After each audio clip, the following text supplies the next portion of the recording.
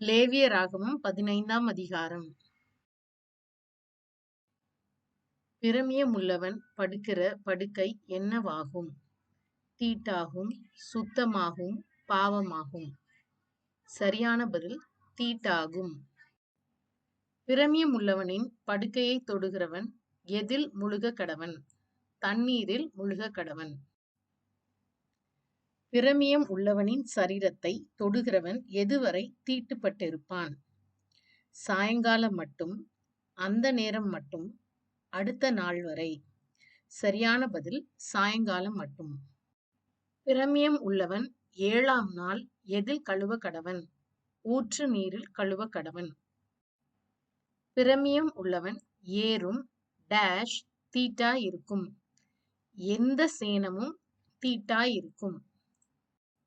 சூதக ஸ்திரீ எத்தனை நாள் விலக்கத்தில் இருக்க கடவள்? 7 நாள். சூதக ஸ்திரீயின் தீட்டு ஒருவன் மேல் பட்டால் அவன் எத்தனை நாள் தீட்டாய் இருப்பான்? 7 நாள். ஒரு ஸ்திரீயினுடைய உதிரம் அநேக நாள் ஊறிக்கொண்டிருந்தால் அவள் எப்படி இருப்பாள்? தன் விலக்கத்தின் நாட்களில் இருந்தது போல அவள் தீட்டாய் இருப்பாள். உதிர ஊறல் நின்று சுத்தமான போது என்ன செய்ய வேண்டும்? 8ஆம் நாளிலே 2 காட்டு புறாக்கள் அல்லது புறா குஞ்சுகளை ஆசரிப்பு கூடார வாசலில் ஆசாரியனிடத்தில் கொண்டு வர வேண்டும்.